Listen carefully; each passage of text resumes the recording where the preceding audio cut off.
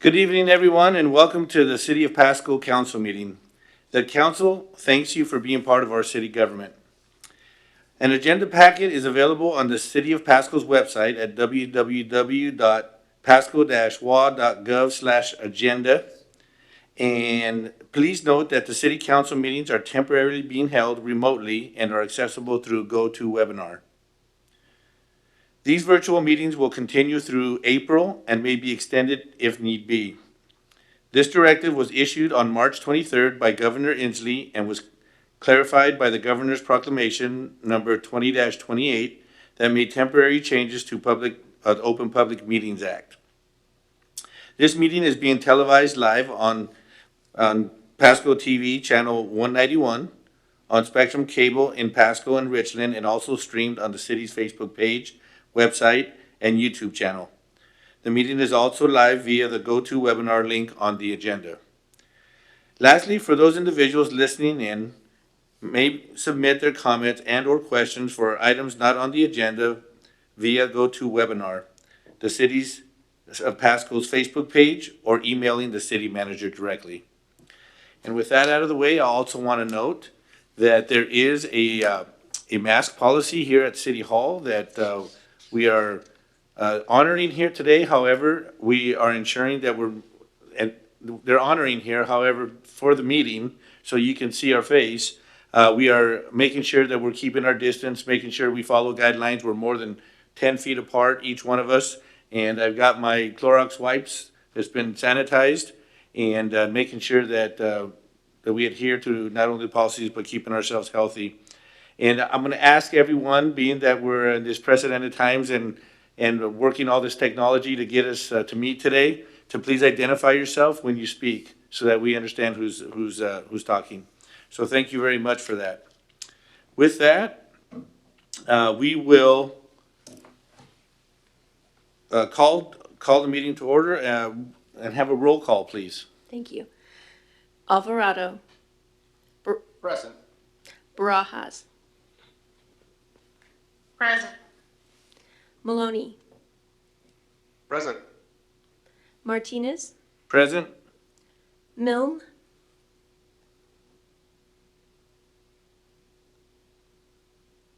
David Milne. David. Present. Roach. Present. And Serrano. Here. 7 accounted for, Mayor. Thank you, and thank you all for joining us tonight. With that, we're going to rise and do for the Pledge of Allegiance. I'll pledge allegiance to the flag of the United States of America and to the republic for which it stands, one nation, under God, indivisible, with liberty and justice for all.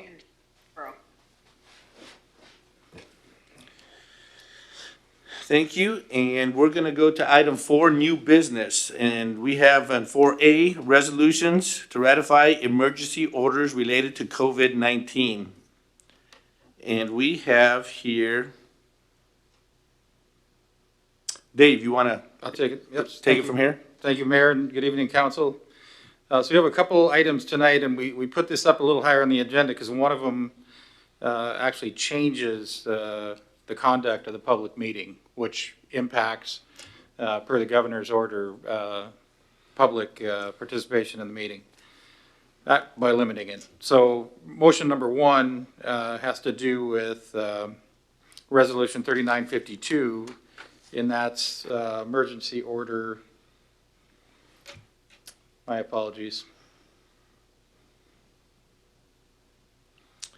Oh, it's emergency order 2020-005.1, and I'll note there's a 005 O as well, and the 50 was our initial take at this that we was in effect. And just for council's background on this, emergency order is in effect once the mayor signs it, and then it either continues in effect or is no longer in effect, depending on the action of the council at the next available meeting. So we're at the next available meeting now. We learned some additional information regarding sick leave and its implication on an emergency sick leave bank. And we thought probably more appropriate for staff, if we're going to provide emergency leave, we just title it emergency leave, not title it as a sick leave and all the other state law statutory rights that go along with that. This is a leave that will extinguish, as it's proposed, it would extinguish at the end of the year, along with the mayor's or the governor's proclamation, the coronavirus legislation, the federal legislation. So this would allow for an employee that did not have any sick leave or vacation balances, that was not eligible or had utilized to the extent they are eligible federal Coronavirus Act benefits. So this would give them a bank of up to 80 hours to assist them for a qualifying absence, which basically is coronavirus related. So that would be the first emergency order. The second emergency order, 2020-006, is related to, oh, excuse me.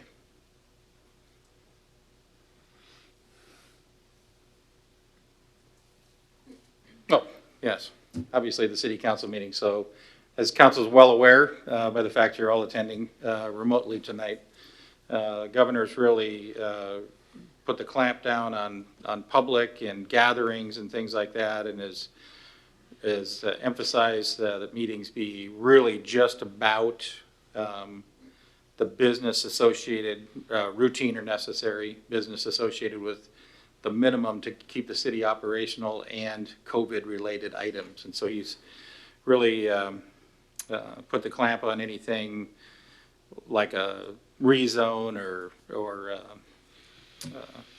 utility rate increase or things like that coming before you, or controversial policies regarding laws or enforcement issues, because he's limited public input at city council meetings. So the city, in this case, is proposing, the city staff's proposing to, in compliance with the governor's order, to limit that public participation. You know, not an easy thing to do, and I know it's not an easy thing for this council to even consider, but these are different times, and so we're, as the order says, only to take action on items that are necessary or routine and necessary to respond to the outbreak in current public health emergency. So with that, staff recommending approval of the two emergency orders. Thank you, Mr. Zabel. Does anyone, I have a question that I'll ask first. Mr. Zabel, on the first motion on the temporary change in leave policies, are these, I mean, I know we're doing this to make sure that we keep and take care of our employees and treat them correctly. How is this compared to, is this a pretty standard thing throughout other government agencies and city agencies of our size? I know one of the other Tri-Cities cities has established an emergency leave policy as well. I don't know the exact details of it, and I don't know if I believe it's Richland that did, but I don't know if Kennewick, and I don't know if West Richland did or not. Okay. So we do have employees that, you know, as a matter of fact, we had one had to go out last week through no fault of theirs. They have long-term illnesses or what have you that they're struggling through. They use their bank leave time, and they don't have a corona issue. It may be they need to stay home because they're just too susceptible. Okay. And trying to get through the peak without an exposure. So. Okay. Any questions from the council? This is Serrano. Just a quick question. I see that it extends 60 days, so in the event that we're still mid-pandemic at the end of May, we'd be seeing another issue like this coming before council, presumably. Is that correct? I mean, I can't say that wouldn't happen. I mean, it's a possibility, but this is really just intended to get them through the, a benefit for our employees to get through the worst of it. I did neglect to mention that the payback on this can be with future accrued sick leave and vacation time. So it's not dollars that the cities, I mean, certainly they're spending dollars that are not yet earned, but the employee would be earning them back. And rather than four hours of sick leave or 4 hours of vacation and a pay period going to their bank, 2 would go in their bank, 2 would go to pay back the 80 hours or sick leave.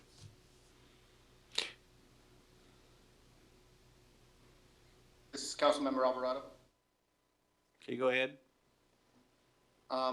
Yeah, my question has to do with the paid and the FMLA from the state and also from federal. I'm not too familiar with the policy that the city has. I know that they're very extremely delayed from a FMLA standpoint, and so just curious what the policy is for the city to be able to eat. Does the employee pay back what they were paid, or they stop getting paid until they get 2 months later or a month later their payments approved? Just curious to see if we have that and how that kind of coincides with this. Yeah, I don't want, definitely not too deep into the weeds, but I think it's a very strong reality. Well, there's actually 2 FMLAs right now. There's the standard Federal Medical Leave Act, and that provides for 12 weeks of protected leave. An employee doesn't have to have any sick leave or vacation banks to utilize that. It just allows them to take the time off during that 12 weeks to deal with whatever medical issue they have. If they do have sick leave, vacation time, they can certainly utilize that during that time. And once they run out, they're without pay typically during that time. Now, Federal Medical Leave Act under the Families First Coronavirus Recovery Act, that actually provided for up to 12 weeks, and it's concurrent. It's not an additional. It's not 24 weeks now, so it's a maximum of 12 weeks between the 2 FMLAs. But it gives another 12 weeks for care of a child under 18 whose school or place of care has been closed down due to a health emergency, and so they need to stay home and take care of the child. I think there is a demarcation at age 14. I think the feds recognize that most 14-year-olds are pretty able to take care of themselves, so there has to be some pretty special circumstances for a child, I think 14 and over, or over 14. Mr. Sable, I think more specifically speaking of like how, just want to make sure that the city has a good policy for making the employee whole. Know that it's not the full amount and things of that nature. I'm just curious to see if we have some policies so that make sure that folks are who are taking this time off are able to pay their rent and things like that. So this policy would allow 2 weeks of advanced leave, and they're drawing on future leave and sick leave earnings that they can utilize to pay back the 2 weeks that they essentially are borrowing during this period of time if they need it. Is that helpful? Thank you. Okay. So the only way it would really be lost is if they accrued a backlog and then happened to decide to leave the city. Yeah, although an employee utilizing this program would have to sign an agreement that basically says they would pay it back. Okay. And typically that's, and we've had cases where, folks may have owed the city money for whatever reason, for tuition reimbursement or something prior to their leaving. And they most generally pay out of their last check. Okay. All right, thank you. Any other questions from council? If not, we'd like to entertain a motion.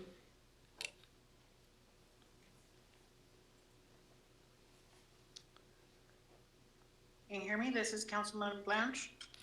We can hear you now, Blanche. Okay, resolution, the first one, I move to approve resolution number 3952, ratifying emergency order number 2020-005.1 relating to temporary changes in leave policies. There's been a motion. Can I hear a second? Serrano, second. That would be seconded by Mr. Alvarado.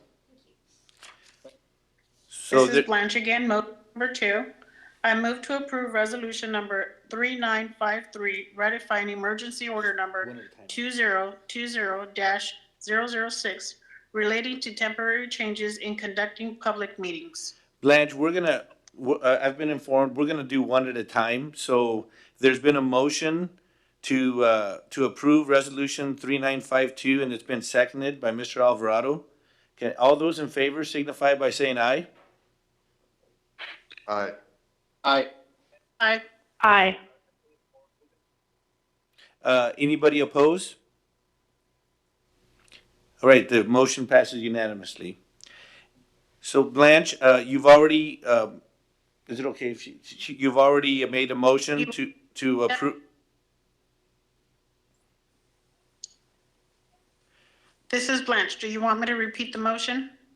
No, you don't have to. You've already made the motion to approve resolution number 3953. Is there a second for that motion? Roach will second. Okay, there's Councilmember Roach with a second. So all those in favor of approving of resolution number 3953 signify by saying aye. Aye. Aye. Aye. Aye. Any opposed? The motion passes unanimously. Thank you, council members. Next, we're going to go to a consent agenda. All these items listed under the consent agenda are considered to be routine by the city council and would be enacted by a roll call vote as one motion. There will be no separate discussion of these items. If further discussion is desired by council members or the public, the item may be removed from the consent agenda to the regular agenda and considered separately. So first on the consent agenda is approval of the meeting minutes. To approve the minutes of the Pasco City Council meeting held on March 16th, 2020, as well as the special meeting and workshop held on March 23rd, 2020. Item B, bills and communications, to approve the claims in a total amount of $4,746,226.07. And E, tourism promotion area reserve request to approve the 2020 special project expenditures for the tourism promotion area in the amount of $417,700 to be funded from the TPA reserve balance. And that's on the consent agenda. And if you would like, Blanche, you can make a motion. This is Councilwoman Blanche. I move to approve the 2020 special project expenditures for the tourism promotion. I lost my spot. Yes. For the tourism and promotion Blanche? area in the amount. You can just approve the motion to approve the consent agenda as read, if you would like, please. Sure. I move to approve the consent agenda as read. There's been a motion to approve the consent agenda. Can I hear a second? Second, Serrano. Councilmember Serrano with a second. And there'll be a roll call vote. Deborah? Thank you. Serrano, Yes, sorry. Alvarado, Yes. Maloney, Yes. Milne, Yes. Roach, Yes. Barajas, Yes. and Martinez. Yes. Motion passes unanimously. Thank you very much, council members. Next on the agenda, proclamations and acknowledgements, none listed. Number 7, reports from committees and or our officers. Is there any one of the council members that would like to report anything?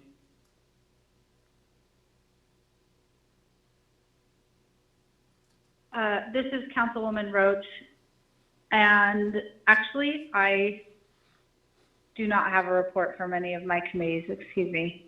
I thought I did. Okay. Anybody else would like to report anything? If not, we'll go to 7B, General Fund Monthly Report. And does Richa, is she on? I am. You have anything you'd like to share on the General Fund Monthly None at, Report? evening, Mayor. None at this point. We do expect to know a little bit more in the next coming months, but at this point, we look to be on track. Okay.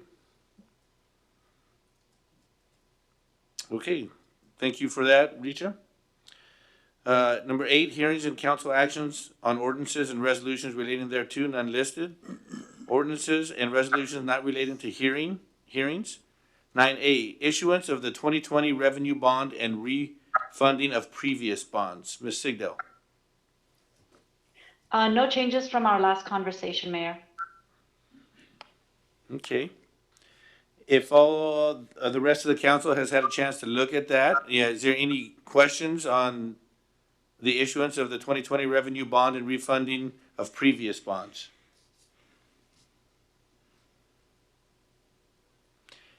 If This not, is Councilwoman Roach, and I have questions for Richa. I am curious as to whether there will be any projections about how the user fees that are not being paid currently might be projected, because this is what we are relying on to pay this bond back. And so I'm just curious, do you have something in place to anticipate that? Yes, the way that the reuse facility has traditionally ran is more of a co-op style. So essentially, you're looking at the cost of running the facility, and the processors that are part of that co-op would share the cost. So whether the costs are high or lower than expected or anticipated from one year to another, it is shared by all of the users of that facility. And with all of the projects that have been on this bond list, they've been discussed with the processors. We meet, Public Works especially, meets with them on a very regular basis. And some of these projects were requested by some of the processors, and some of these projects are required for continued operation of the facility itself, and the conveyance of the reuse water to the facility. So this is not exactly a surprise in terms of increase in cost.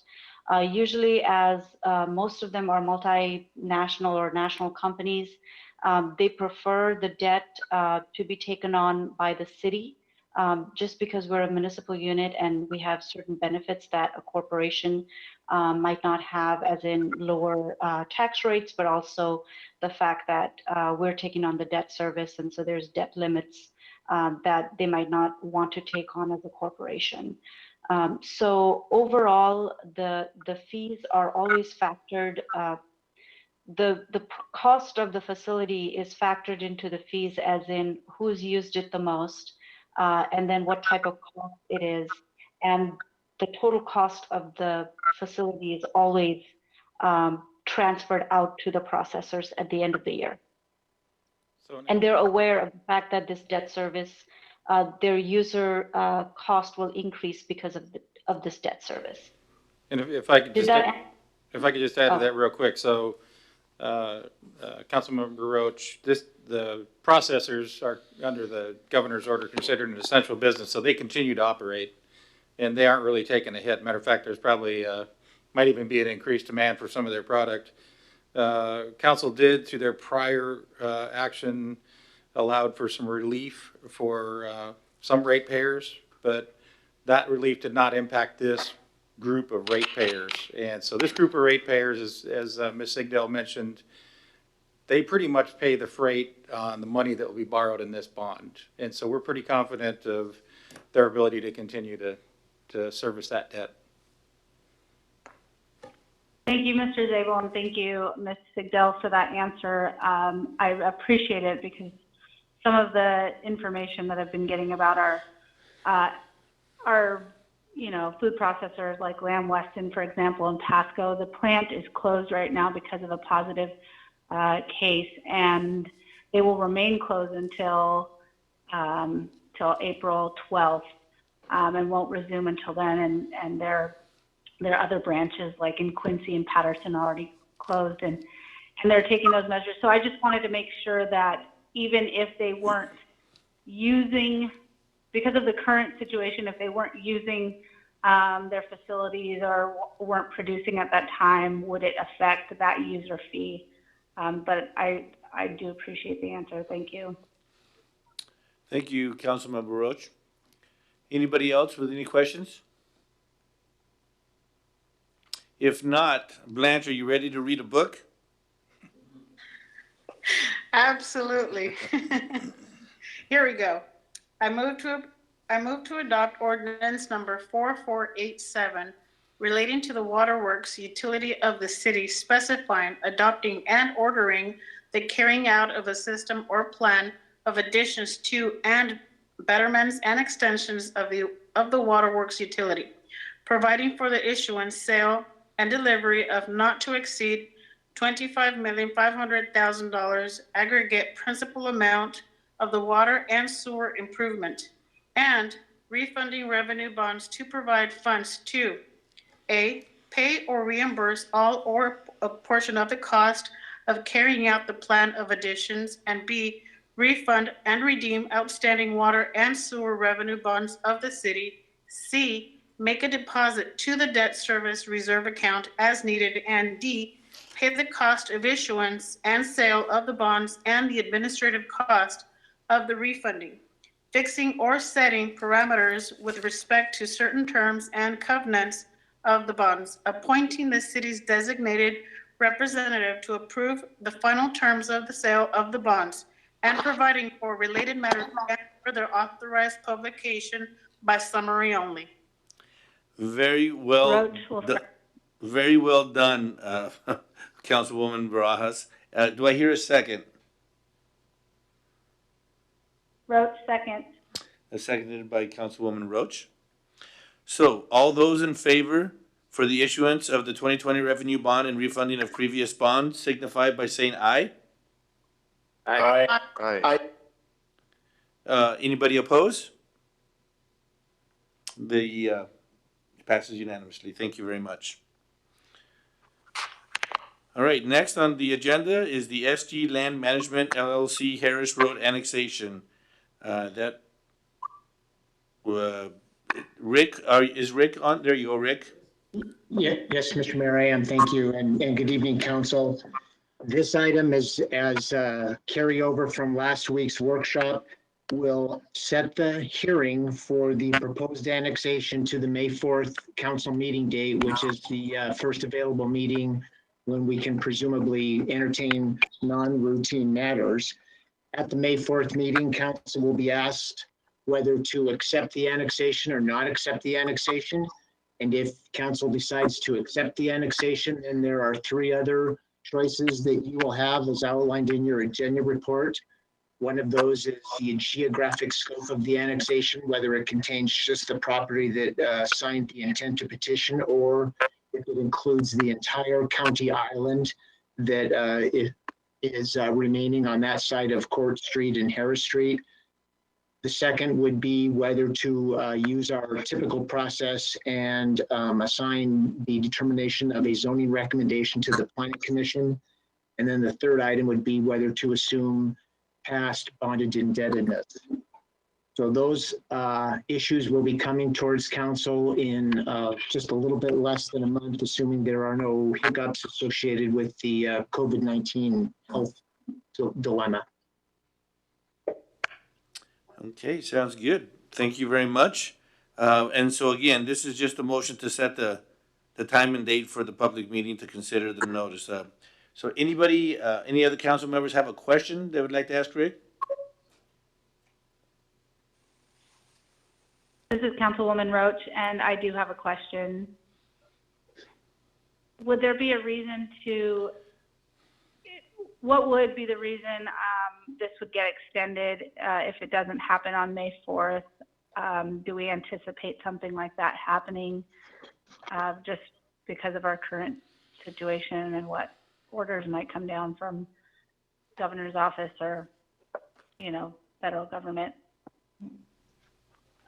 Well, yes, the COVID-19 health crisis is kind of a moving target, as I think we're all becoming keenly aware. So again, based on the latest information, we'll use the May 4th date because that's what's available currently. If we get to May 4 and it's determined that the public hearing has to be continued, we'll simply do that. That makes sense. Thank you. Thank you, Councilwoman Roach. Any other questions? If there's no further questions, Ms. Barajas, would you like to make a motion? Sure. I move to adopt resolution number 3954, setting 7 p.m. May 4th, 2020 as the time and date for the public meeting to consider the notice of intent to annex property located near the corner of West Court Street and Harris Road. There's been a motion. Do I hear a second? Second. There's a second by Mr. Milne, Councilmember Milne. So there's been a motion. It's been seconded. So all those in favor for the adoption of resolution 3954 signify by saying aye. Aye. Aye. Aye. Anybody opposed? It passes unanimously. Thank you very much. So we go to number 10, unfinished business. So we have a bid award at the Giza Stadium for the batting cages we discussed last week. Mr. Ratkai, would you like to share any more information? Yes, thank you, Mr. Mayor. From our presentation 3 weeks ago, the bid award for batting cage improvements at Giza Stadium, the bid was opened on March 11th with a 30-day window to award. It was discussed at the March 16th City Council meeting, and questions regarding the funding and appropriations of money for this project arose. The funding for this project comes from a $2 million bond, which was previously issued in 2019. Was slated specifically for improvements to the stadium. Approximately $1 million of that bond was already spent in 2019 on improvements to the stadium, which came in the way of seating and new lighting. The debt service for the bond would be paid through future appropriation of lodging tax funds, which are appropriated for projects as recommended by the Lodging Tax Committee and subsequently approved by council as part of the budget process. So the funds appropriated for the Giza Stadium improvements can be appropriated and reused for other tourism-related projects, tourism and recreation projects as approved by the Lodging Tax Committee, but cannot be reused in any general fund or operational related capacity. I know some of the questions from council was related on spending this money when it could be used for COVID recovery related, and 3 weeks ago, certainly the information we had was different then as far as what we're doing with the response to the disaster currently in place here. So the money that we have slated, long story short, is can be used for tourism related capacity or tourism related projects, but cannot be reappropriated into the general fund for operational usage at this time. So that's the new information on this. We do have a bid open for All-Star, submitted by All-Star Construction Group LLC for a total of $403,101.48 for the project. And I am here along with my fellow staff to take any questions of council at this time. Thank you, Mr. Ratkai. My first, and I appreciate that that explanation. It really helps out because I know it's been a struggle with the times that we're in to justify something like this, but with that understanding and that explanation that this will be used for a tourism project, and in my opinion, and not for the general fund or any other, then I believe we need to move forward. We need to be ready so that when we're ready to move into construction after this pandemic issue is gone, then we can just move right along. And I also believe that it's very important to for this project to be completed because we've already made big investments on Giza Stadium. We would, well, at least I would love, and we need to support our baseball teams and keep it doing what it's doing and providing the entertainment, the quality of life, and bringing the revenue that it brings in. So thank you for that explanation, and I'll be voting in favor of this. Any other council members have any questions? Yeah, this is Councilmember Alvarado. Go ahead, Mr. Alvarado. Wanted to express my support for this, given the information. Thankful that we can. It's just nice to have a little bit of a view of the future, to think back of being able to be at a baseball game, with among our friends and family and the community. So definitely looking forward to that. Thank you, Mr. Alvarado. Anybody else? So if there's no other comments, Ms. Barajas, would you like to make a motion? Absolutely. I move to award the bid for the construction of the batting cages at Geisa Stadium to All Star Construction Group LLC for the amount of $403,101.48, including Washington State sales tax, and further authorize the city manager to execute the contract documents. There's been a motion. Do I hear a second? Second, Mr. Maloney. Yes, Mr. Maloney. Was that a second? It was intended to be, yes. Thank you, Mr. Maloney. There's been a second by Mr. Maloney. So all those in favor signify by saying aye. Aye. Aye. Opposed, same sign. It passes unanimously. Thank you very much. And thank you, council. And thank you, Mr. Radkai. And looking forward to seeing this come to fruition. Next on the agenda is miscellaneous discussion. Anybody have any miscellaneous discussion? Mr. Zabel, do you want to start or do you want to finish? If it's okay with you, Mayor, I'd like to just finish. Okay. I do want to just give a report on yes. COVID response. But thank you. Yeah. So anybody have any miscellaneous information, discussion that they would like to bring up? If not, Mr. Zabel. Okay, thank you, Mayor, and good evening again, Council. As you're aware, our continuity and operations plan was activated, and we've been meeting, matter of fact, in this room, and now more so by a go-to meeting, but based out of this room. It was our third Friday meeting. We're meeting Monday, Wednesday, and Friday, so 3 times a week. Fridays are meeting with our community cooperators, and those are our partner agencies. This last session we had Pasco School District, Port of Pasco, and Ben Franklin Transit. We discussed operational impacts that intersect our agencies. Ben Franklin has really been hit hard by drivers being isolated, not isolated, but quarantined because of potential exposure or exposure, which takes them out for as much as 14 days. And so I think the statistic we got out of the BFT driver was about 70 of their dial-a-ride drivers were out, which is about half their workforce. PSD found a couple opportunities to work with them on a training and on an outreach issue. And then we're able to work with Port on a decontamination process for vehicles. So the meetings, I think, are productive for the community cooperators as well as the city. So internally, through the COOP, we've been working to minimize exposures, our opportunities for exposure among staff. Made some incredible progress in the area of connectivity with staff, which has allowed for telecommuting. Incredible job by our IS folks. The tech sports pulled off. This has really been actually pretty phenomenal. We developed remote access policies, distribution of remote licenses, and then remote meetings. A lot of work has gone into trying to make those run a little smoother. This is our first shot at a more formal one, and you can kind of feel it's a little bit clunky. I'm not sure exactly what we can do to make that better. It's hard to run democracy by remote cameras. Yeah, that's just a fact, and I think it's going to be tough to get around that.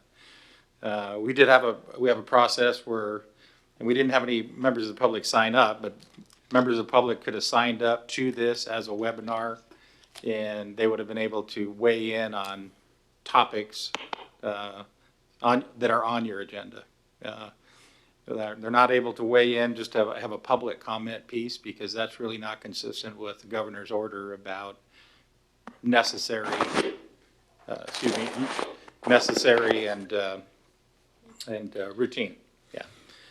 So some of the other things we've done to try, again, to minimize some of the potential for exposure. Public works crews have been staggered, so we've extended their hours out, and some are coming in later in the day, and trying to avoid having all of the crews together.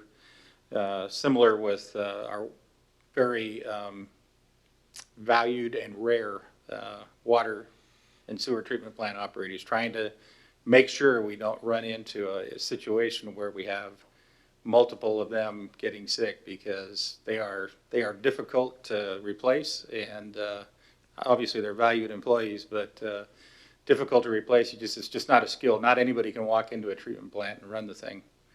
And so that's imperative that those facilities maintain their integrity from a staff standpoint and operational standpoint. Police Department and Fire utilizing PP&E on all calls and in the stations. Police are requiring, or city offices are requiring face masks when sharing workspaces or common areas.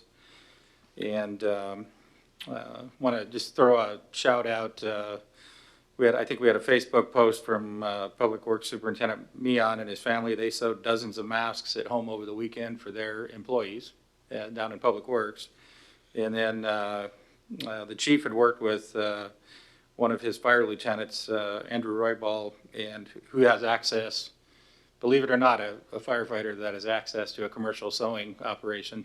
But anyway, very innovative young person, and he manufactured a couple hundred for city staff from material that was scavenged by the chief. So city staff's been able to pull together a pretty decent supply of face masks for our use when necessary, and we're finding, I think those are going to be really helpful. I put a message out to employees today. We'd implemented this on Friday towards the end of the day, so a lot of them were caught a little bit maybe off guard this morning, weren't able to get it done before the end of the day. Health District had come out with some direction, and then later, I think, either late Friday or on Saturday, CDC did as well. I think the employees are appreciative of the fact that we're doing the best we can to try to minimize the amount of people in the building and minimize the opportunity for exposure there. So short-lived, or excuse me, resolved, I think, at least short-term fuel resilience issue. We're able to secure 2 trailers that would allow for diesel. One of the concerns we had early on in this, and it still may be a concern, is distribution of fuel, particularly diesel, and some of the equipment that we utilize, from fire engines to backhoes. Full implementation of the council policies that were previously approved. In addition, I mentioned earlier the Families First Coronavirus Response Act. We thought we had a pretty good start on that the week before last, and then they changed it on Saturday. So it gave us another run through, and then we got more. As we've gone along, we've gotten more clarifications. Everyone has, not just the city of Pasco, but more clarifications have been generated by Department of Labor and other sources that have caused us to have to go back and look at policies and making sure we're going to be compliant, so forth. So it's a pretty complex act that came out in a heck of a hurry, implemented across the entire United States. Usually we do FMLA, we mentioned that earlier. Family Medical Leave Act. We knew the Family Medical Leave Act was coming for a year. We had a year to get ready for it. This, we had a week to get ready for it. In a couple of weeks to try to put policies together to make it make sense, and to help our employees understand it. So it's been a monumental effort by a number of people, HR and most of our department heads that have been involved in this as well. So review of finance is doing a review of FEMA requirements and standards for possible future reimbursement of some of the costs we've incurred to date, extra computers, staff time, all the things that are going with. One example, secure of temporary lodging. We had some folks that had a potential exposure to someone who had tested negative to COVID, but had been with folks prior that were positive, and she was exhibiting symptoms. And so we had to isolate some of our firefighters that were involved in that situation for several days.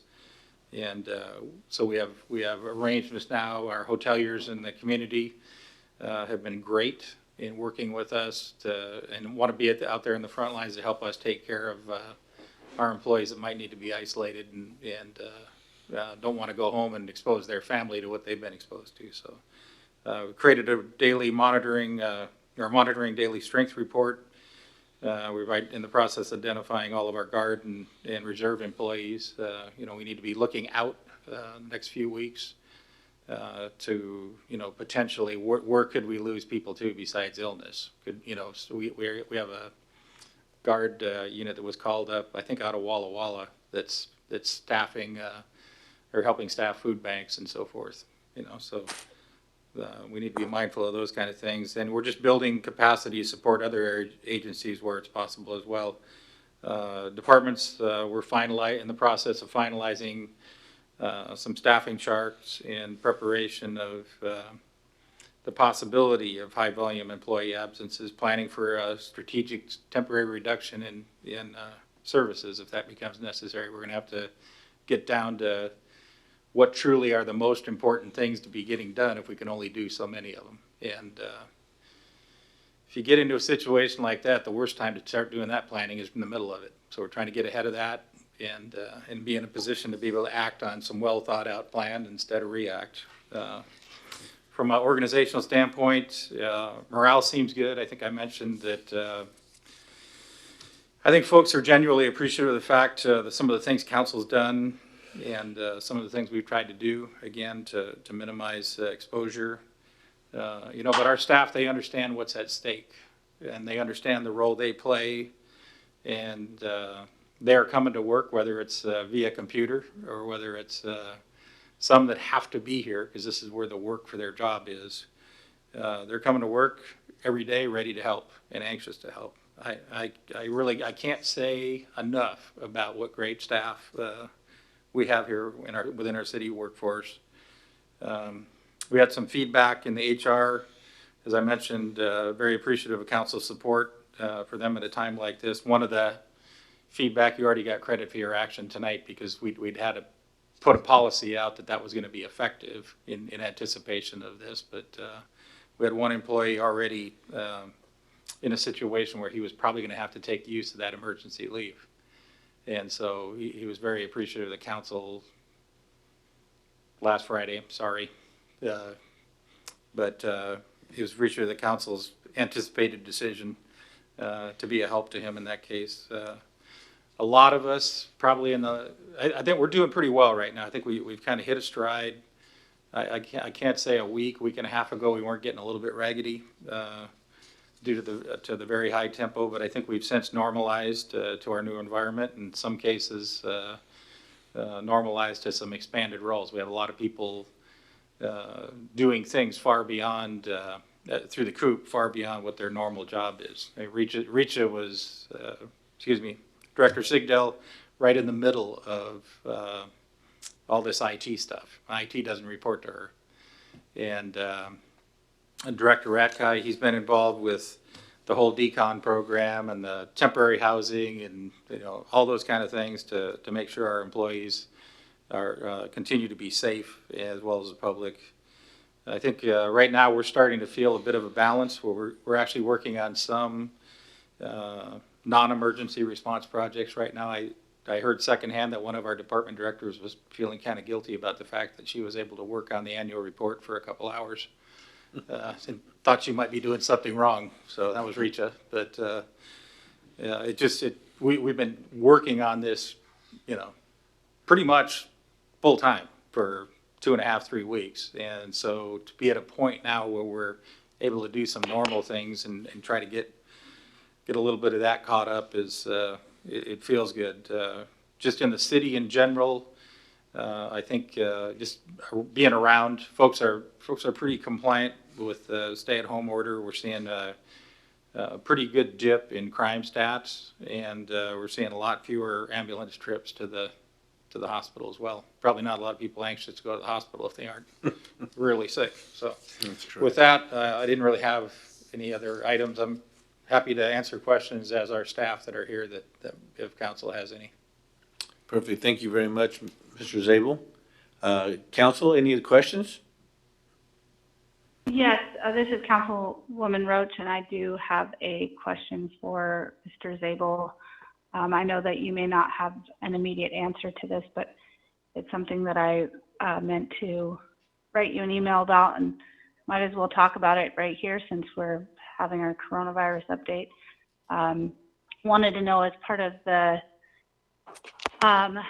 SOOP meetings that are happening, are there, looking forward into the immediate future in the next month, 2 months, and knowing full well that our agency as a city and the health district and, you know, emergency management, we don't have a bunch of money lying around, but are there any efforts to hire or provide what are called contact tracers in our community, so that not only are we, you know, flattening the curve by keeping people at home from work and home from kids from school and non-essential business and all of that, but the ability to get back to work and to get back to school and to curb the chances of having another, you know, breakout of cases. Do we have the ability to hire people in our community through the health district or through emergency management and have them do tracing of, you know, positive patients and find out who they have come in contact with to help those individuals know that it's time for them to isolate so that the rest of us can resume back to our, you know, our daily lives. You know, that is, you know, the COOP is primarily focused on the continuity of city operations. And so we have not had that discussion per se, but we are working closely. As a matter of fact, the health district is unified and have since moved their command to the fire administration building in Pasco. And so we can certainly follow up with that and get back to you on that that particular topic and what their thoughts are and where they see that going over the coming weeks. So I plan on just sending you a resource, Mr. Zabel, about that. It's from a global organization called Partners in Health that are helping people all over the world right now in training, you know, contact tracers basically, and hiring for those positions, so that this is a way to even further bend that curve. And so I was going to send you that link, and I'll email it to you and CC others on it as well, Sean Davis and somebody from the BFHD, so that we hopefully get that conversation started as a larger community, because it's going to take some unorthodox kind of thinking outside of the box methods to get ahead of this. That would be appreciated. That would be appreciated. Thank you. Thank you, Councilwoman Roach. And if there's no other comments, I would just like to announce that we are working on, myself and a couple other members of the community and our staff, to create another public safety announcement that will be coming up shortly, and I'll save most of my comments for them. But until then, I just want to encourage the city. You know, we're hearing some good news, and despite that, the fact that there's going to be some bad, but we are leveling the curve. We're making progress in what we're doing, but I would just want to give a shout out to those businesses and grocery stores that are limiting the amount of people going in. We need to realize as a community that to keep reducing the amount of people going into the stores that are not needed. Try to make it one person per family. Let's not take kids to go just touch and you know, run around a store, if you will. Let's just keep conscious of those things. Just get ahead of this pandemic and this virus, and just continue to do the great job that you guys are doing. Let's just stay motivated and know that the sooner and the better job we do, the quicker we'll get out of this mess. So I just wanted to encourage everybody with that and keep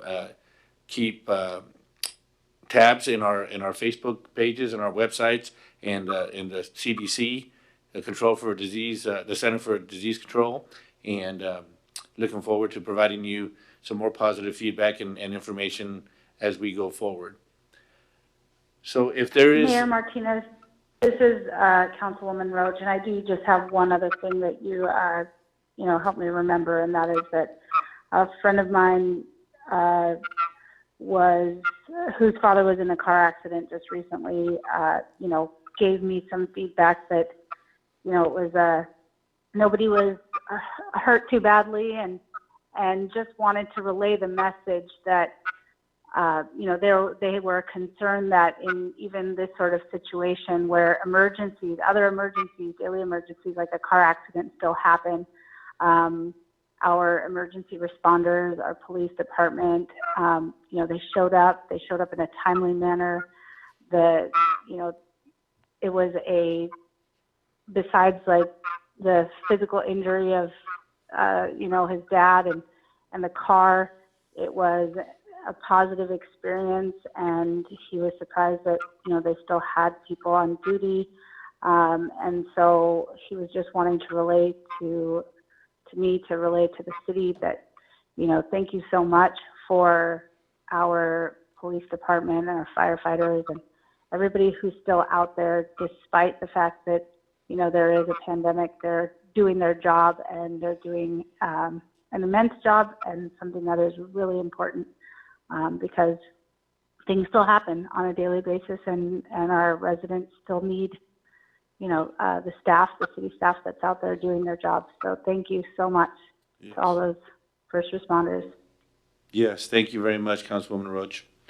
And again, and I know there's still a lot of a push for different activities that are going on per telecon, and with the resources that we have to help our local businesses stay open and helping them out, at the same time adhering to our guidance on what we're supposed to do. And again, we're always proud of everybody helping out. Thank you, council members, for doing your part in everything and all these decisions that we're making. And again, I couldn't be more proud to be a part of this, and I know we're going to get through this. So thank you very much, and a shout out to all those people who are helping and doing their part, and being a part of this community the way they are. Thank you very much. With that, I'll move right along. Is there a need for an executive session, Mr. Zabel? Not this evening. Thank you. And with that, again, thank you all the groups. I know there's a lot of groups that are keeping everybody in their prayers. So with that, this meeting is adjourned, and we'll see you guys next week. Thank you.